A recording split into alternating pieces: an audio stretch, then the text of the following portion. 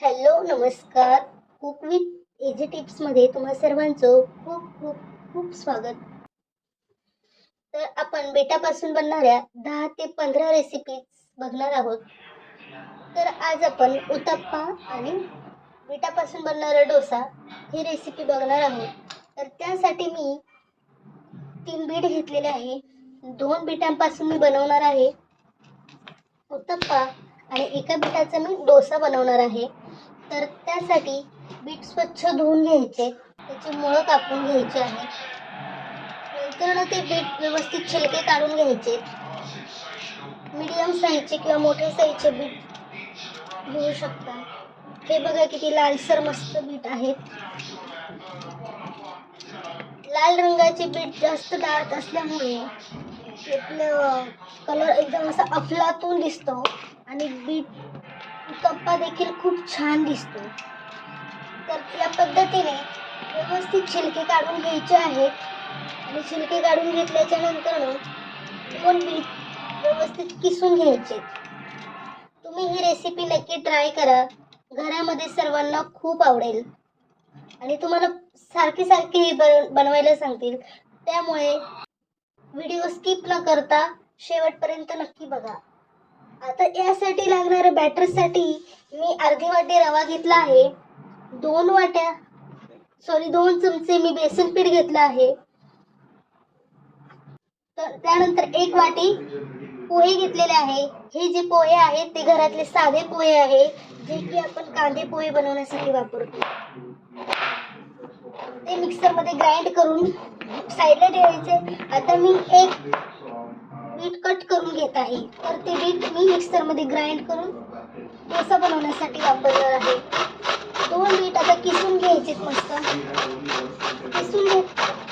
एकदम चांगले किसून घ्यायचे आहे.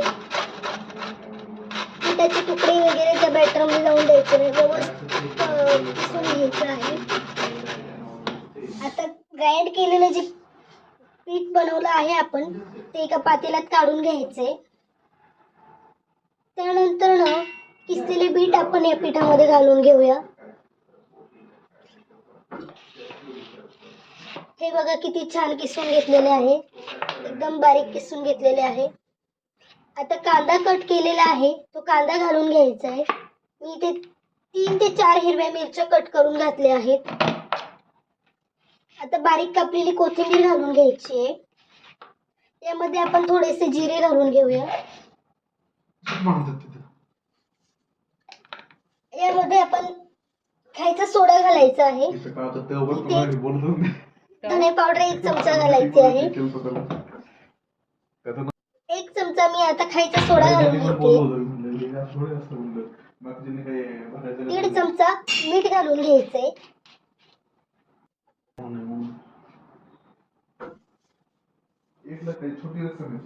आता यामध्ये पाणी घालून व्यवस्थित मिक्स करून घ्यायचंय.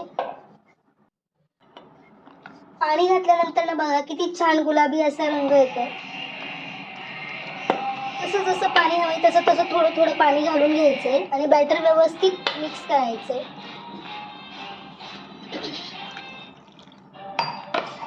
अशाच पद्धतीच्या छान छान रेसिपीज बघण्यासाठी चॅनेलला सबस्क्राईब करा, व्हिडिओ लाईक करा, शेअर करा आणि तुम्हाला कुठली रेसिपीज हव्या असतील ते मला कमेंट करून नक्की सांगा. आणि जर ही रेसिपी तुम्हाला आवडली तर मला नक्की सांगा. हे बॅटर पातळसर बनवायचं आहे, खूप जास्त थिक पण नाही बनवायचं आणि खूप जास्त पातळ पण नाही बनवायचे.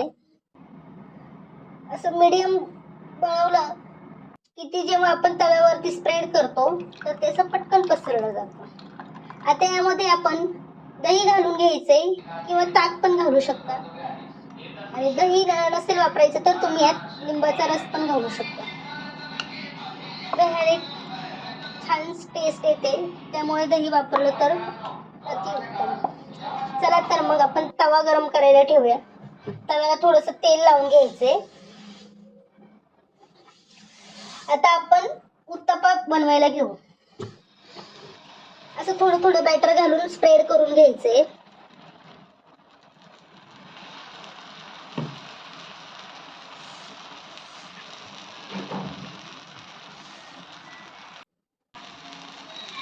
उत्तप्पाच्या साईडला थोडंसं तेल सोडून घ्यायचे. हे पूर्ण वरचं ओलसरपणा निघून जाईपर्यंत पलटी करायचं नाही आहे, तसंच ठेवायचं आहे. ओलसरपणा कमी झाला की त्यावर आपण थोडासा कांदा लसूण मसाला घालून घ्यायचा आहे. तर कांदा लसूण मसाल्याने छान चवदार होतो, जरासा तिखट आणि मस्त लागतो. तर तुम्हाला दुसरा कुठला मसाला असेल तुमच्याकडे तर तुम्ही तोही वापरू शकता, किंवा लाल तिखट आवडत असेल तर तेही वापरू शकता. त्याने काय होतं, त्याचा गोडसरपणा थोडा कमी होतो आणि टेस्ट चांगली येते. तर मी यामध्ये असं थोडंसं कांदा लसूण मसाला स्प्रेड करून घेते. आता याला वरून थोडंसं आपण तेल लावून घेऊया. पूर्ण सगळीकडे व्यवस्थित तेल लावून घ्यायचे.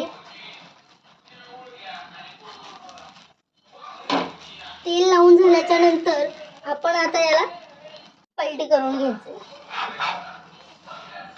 बघा, खालच्या बाजूने देखील किती छान उत्तप्पा मस्त भाजला गेला आहे. याला थोडंसं टॅप करून घ्यायचंय, म्हणजे जो काही आपण मसाला टाकला आहे तो व्यवस्थित उत्तप्पाला चिकटून राहतो. ही रेसिपी तुम्ही एकदा नक्की ट्राय करून बघा. तुमचा एक्सपिरियन्स माझ्याशी शेअर करा. हे बघा, आता आपला उत्तप्पा बनवून तयार झालेला आहे. खूप छान असा उत्तप्पा तयार झालेला आहे आणि टेस्टही खूप छान आलेला आहे. एकदम चवदार आणि असं झणझणीत मस्त पिठापासून बनलेला उत्तप्पा, खायला एकदम टेस्टी, चविष्ट आणि पौष्टिक.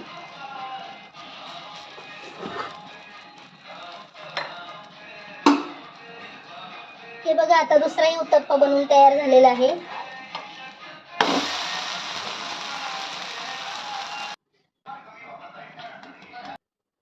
हे बघा, अशा पद्धतीने आपले मस्त उत्तप्पे तयार झालेले आहे. आणि आता पुढे मी डोसा पण तयार करून घेतलेला आहे. पण डोसाची रेसिपी आपण पुढच्या व्हिडिओमध्ये बघणार आहोत. हे बघा, अशा पद्धतीने डोसा कसा बनवायचा तो व्हिडिओ बघण्यासाठी चॅनेलला नक्की सबस्क्राईब करा. व्हिडिओ स्किप करू नका, पूर्ण शेवटपर्यंत बघा आणि ही रेसिपी नक्की ट्राय करा. थँक्यू.